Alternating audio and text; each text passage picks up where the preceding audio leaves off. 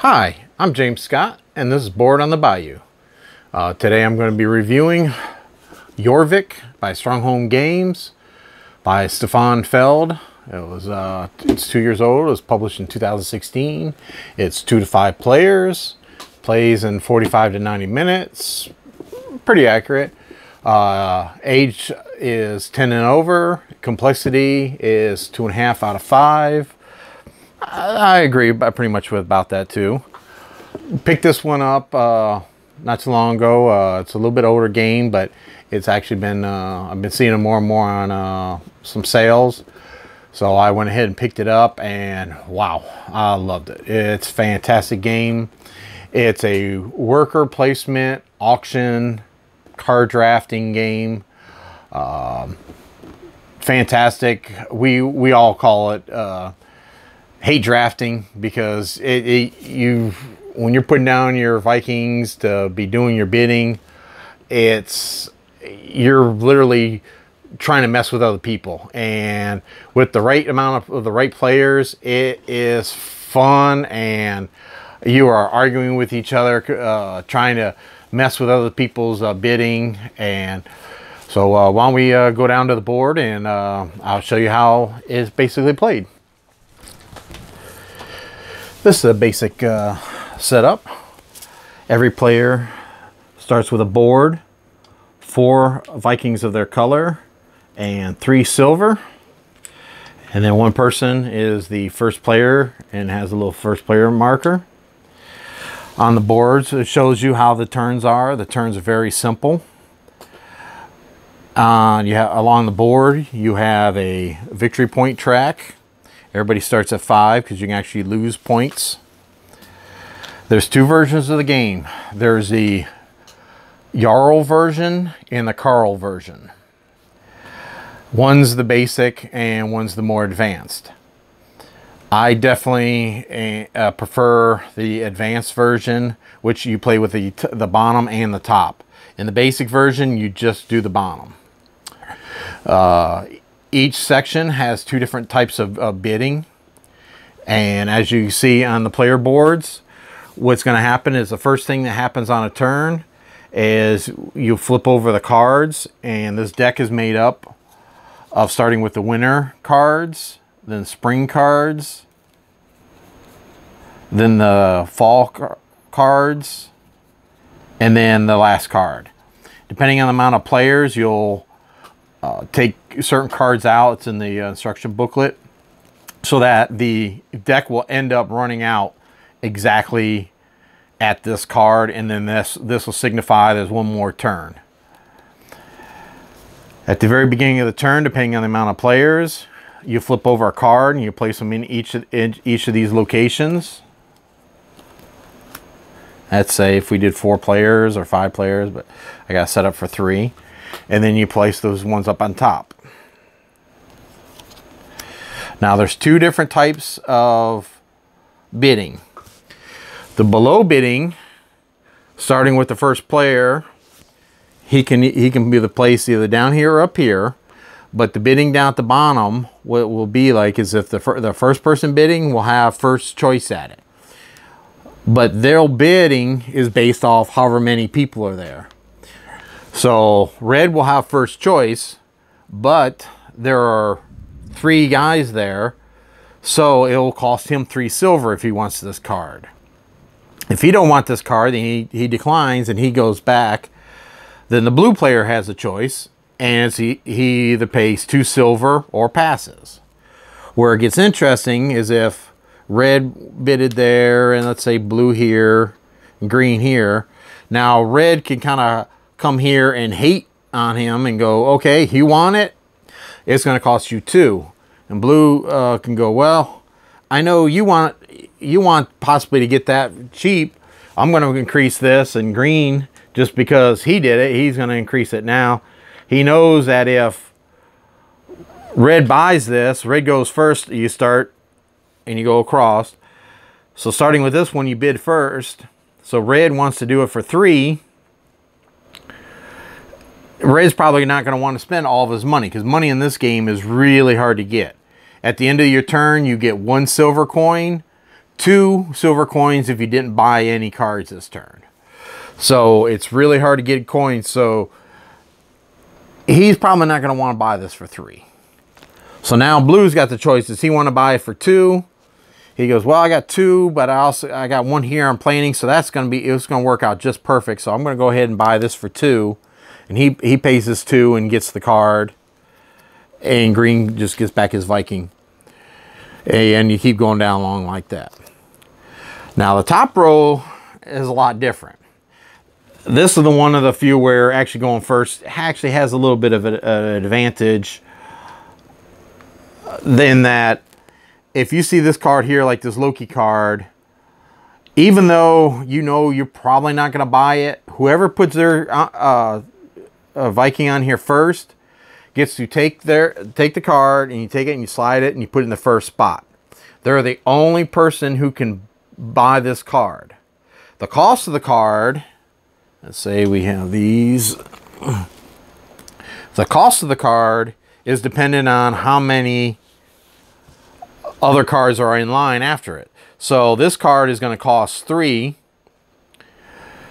And let's say you want to do it. But that's Blue could have also done this. And knowing he only has 3 silver, because all money is open, he knows he only has 3 silver. If he puts it here, there's no way red could buy this card. So he's automatically out of it. Now this card is going to cost green 3. And whether or not green wants it or not. And then 2 and then 1. So there, like I said, there's a lot of hate drafting in there. Messing with people's auctions. And it gets really fun. There's a lot of arguing. And, oh, I wanted that card. When you get cards like this one, which is crafting, later on, there's cards that are going to come up at like these ships. When you have the ships, you go into this bag. Inside the bag are these little colored cubes standing for all the different resources. And you would put them on there before you bid. You put them on so you got an idea of what's coming up. And so you know you got leather, you got iron. I forget what white is. And you got gold or cotton. White is cotton. So if you're looking at this card here, and let's say you had this card in your town, you're definitely going to want this cotton, but you're also going to want this leather. So these are going to be ones that if these were up here, you're definitely going to be wanting to get, but your other opponents are going to be also put them on, trying to keep you from getting them. Now, if these happen to fall down here, it becomes more of a bidding war. So it's a lot of randomness of where these cards fall at can really make a difference on how they fall. One problem is you only have on your board 1 spot to store resources. So if you can't use that resource, you can store that 1. The rest of them goes into this common pool. And as you can see on the board, you can trade any 3 for 1 out of here. So if there's none in here at the beginning of the game, it's kind of hard. But later towards the game, it's easier to buy these out of here to try to complete some of these. But the only problem is, like I said, you only have 1 storage unless you have this card.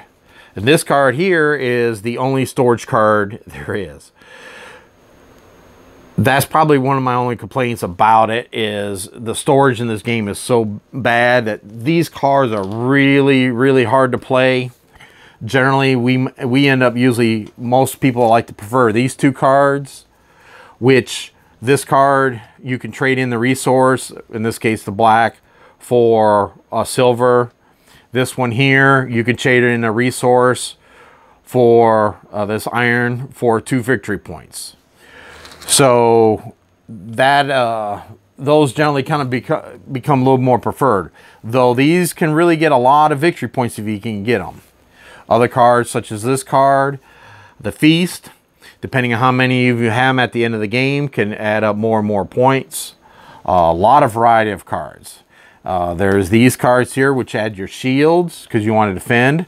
Because randomly in this deck somewhere is picks, and the picks will attack. When this card comes up, you stop, and suddenly you do the attack. Attack is very simple. Who has the most shields, you get that many victory points. Who has the least amount of shields, you get that many victory points. There are some cards that can help with that. As you can see, this one, that resource only gave you 1 silver. That resource gives you, the silk gives you 2. Because there's, on the resources, there's also different rarities. There's a common, and then there's the rare. There's 9 of the common, and there's 3 rares, and there's 3 of each of the rares. So there's a lot of random resources in there to be gotten. And then that's pretty much about all the simplest explanation of how the game is played. And like I said, when you set it up by the seasons, shuffle them up, and they just stack one on top of each other. Makes for resetting the game really easy. You just separate them by the seasons and shuffle them up, and you're ready to go another game.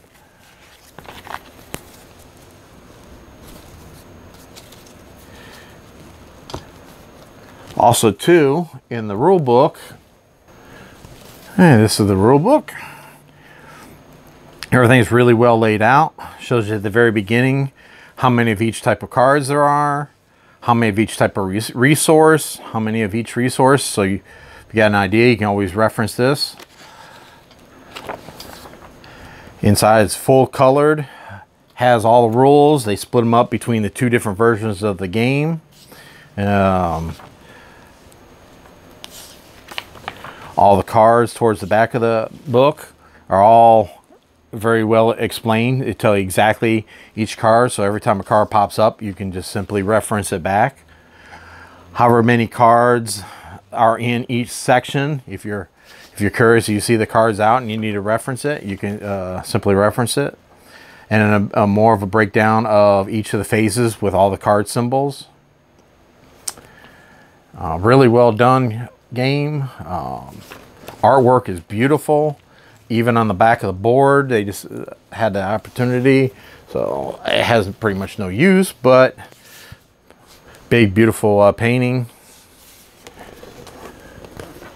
And like I said, you got your advanced game. You can play this way, or if you play the basic game, you just play this way and you just do the simple bidding.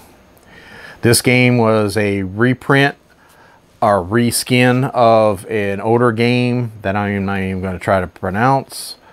And then this was the basic game, and then they came out with an expansion that made the advance.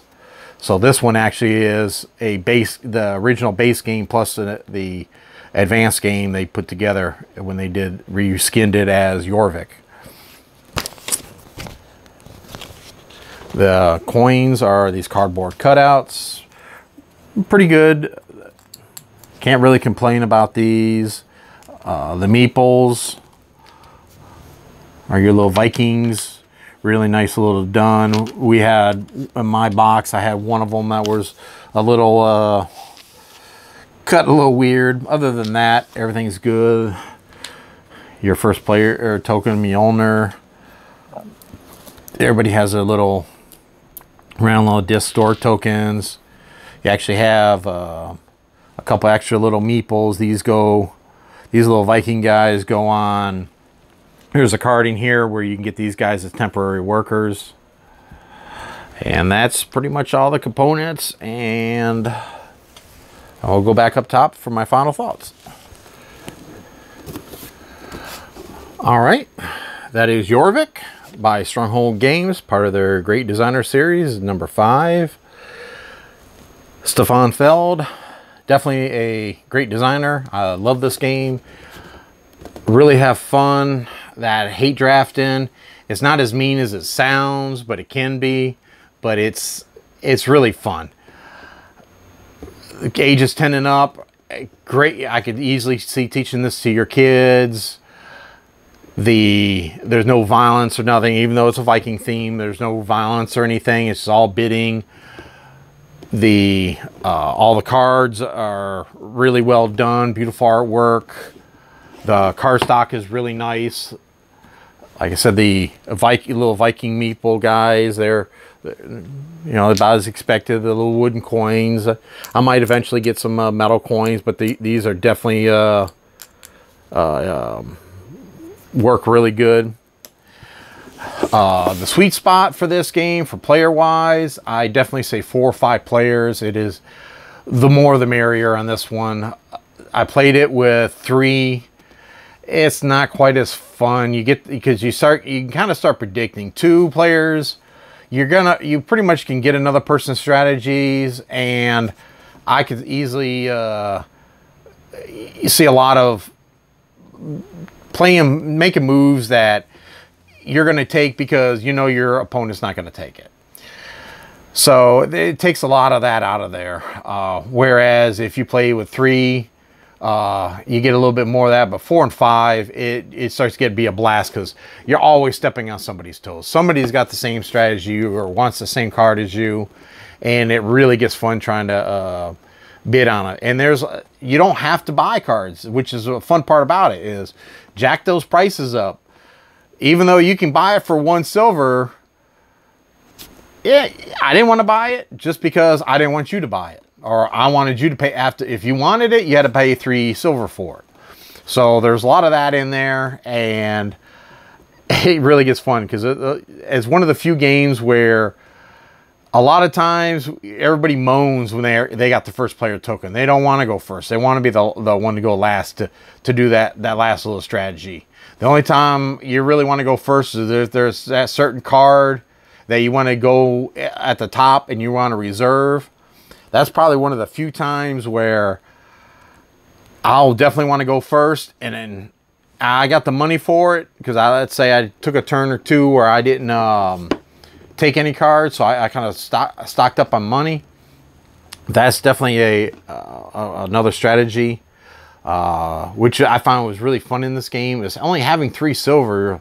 What am I going to buy? Everything is exactly done. It's set perfectly for that reason. As the game progresses a little bit, you start getting cards where you can start selling resources for silver. There's one card where every turn you actually generate an extra silver. Really powerful card. There's only one. There's one of almost every type of card in the deck. So, other than the feasts, so when you see that card, if you like it, you better pick it up because there's not going to be very many. Well, and the ships. There's a lot of the ships for the resources. You can do the crafting. A lot of people we found in our experience that the crafting is not that great just because it's so hard to store resources to get. And as soon as somebody sees you over there with, let's say, 11-point crafter and you got a couple rares on there, they're going to do everything they can to make sure you don't get that, finish that off. So they're really tough. Those crafting ones are really tough. The cheaper ones are cheap for a reason. They're a lot easier. They're a little common because everyone has different resources on it. We just found those to be a little lackluster. The ones that we generally tend to find is the ones for the silver and the victory points to be the better ones. But again, fantastic game. A lot, like I said, it's been on a sale a lot lately. Definitely a must buy. I definitely would give it I give it about an 8.5 or a 9, depending on the crowd I'm playing with. Like I said, it's certain people that really like to hate draft on cards. This is definitely up your alley. And that's about all I got to say on that. And this has been James Scott. This is Board on the Bayou. Please like, subscribe, and leave your comments below. Please be kind. This is my first video. Thank you.